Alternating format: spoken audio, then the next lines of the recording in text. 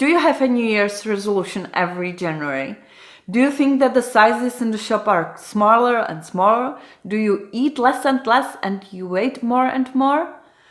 And do you weigh yourself every day? If yes, maybe you are getting crazy.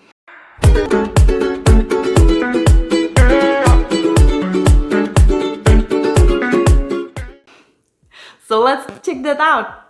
I've been there, lived it. I also weighted myself every day. So let me discuss with you today some ways that we are actually sabotaging our own weight loss or getting in shape. So the good news is that everything can get better. The difficult stuff is that there are no simple recipes for the situation and it requires kind of individual tweaking, but we can definitely get there. Subscribe if you haven't already, because this way you can find more videos about how to lose weight effectively without sabotaging yourself. So do you weigh yourself every day? Do you step on the scale and then if the number is not that comfortable for you, do you have a bad mood whole day or at least some time after?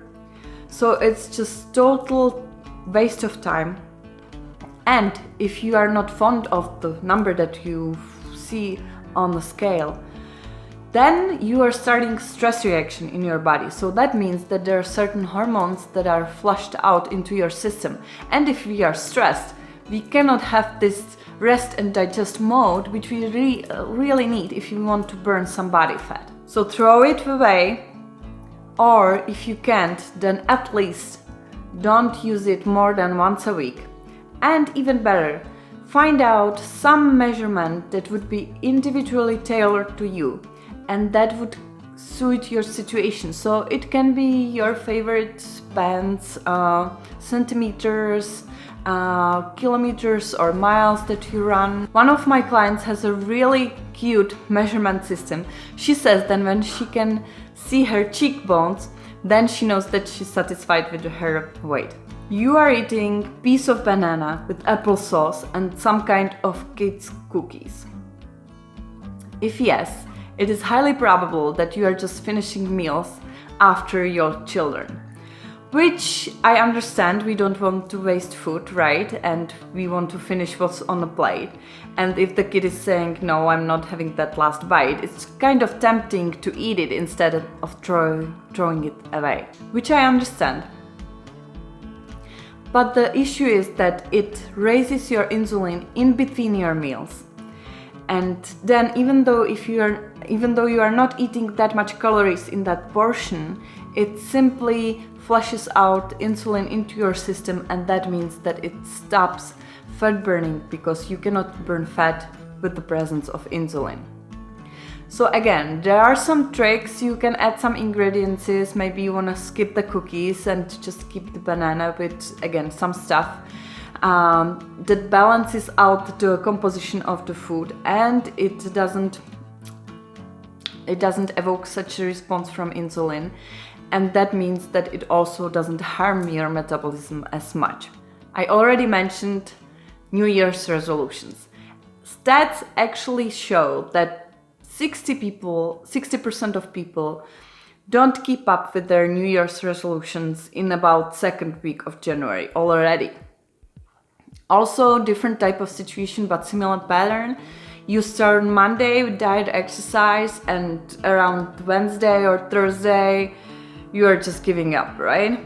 Or even you start your day, well, very determined, you are going step by step as you planned, and then towards the afternoon or in the evening, after a long day, there's a lot of tiredness, a lot of stress, or the opposite, you are relaxing finally, and then you just want to eat as much as possible of the food of your choice, just what you feel to eat. Again, it kind of requires individually tailored tweaking, but again, there are some tips and some steps that you can do so that you can diminish those cravings and you can work on your long-term motivation. Or imagine a situation, you are in the restaurant and you want something fried, but you are responsible, right? It's lunch, so you get a salad, and then you are creating some kind of feeling of scarcity.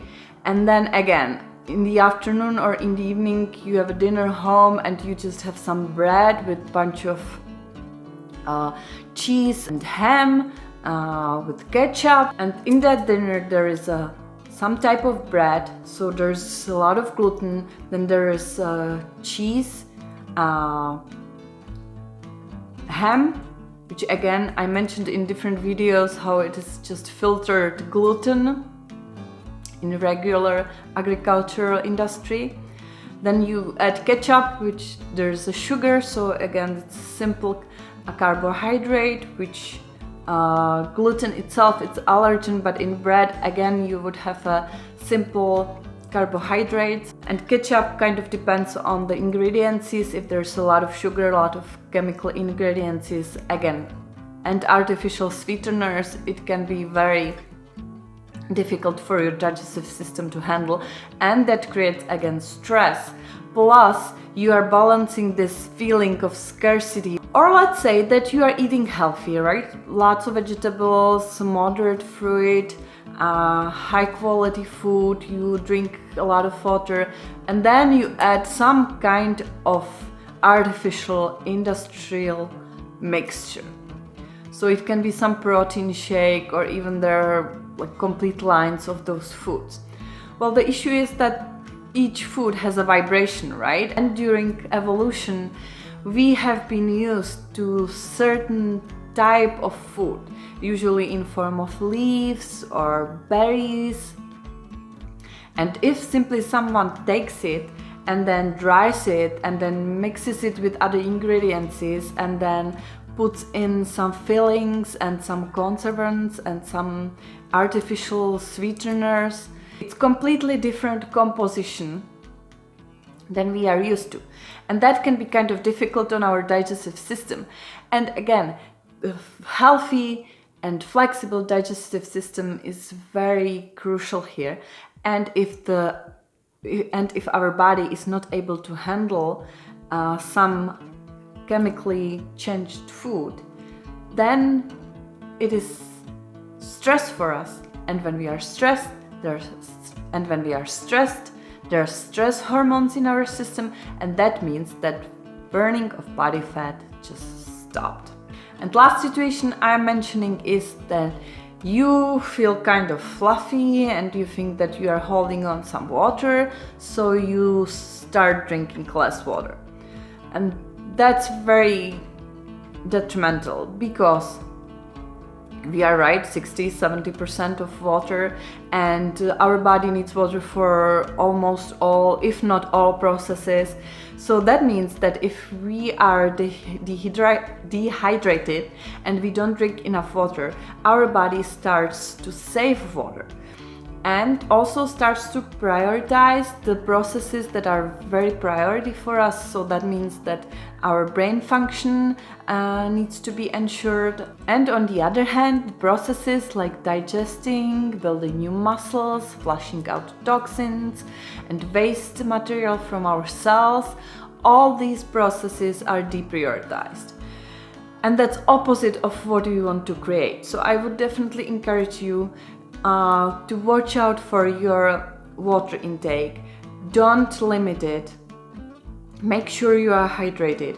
And also, very important thing, first of all, if you can, just drink plain water, because anything you add into your water, except maybe a lemon juice, that can be an additional information, and again it puts another burden for our body to process.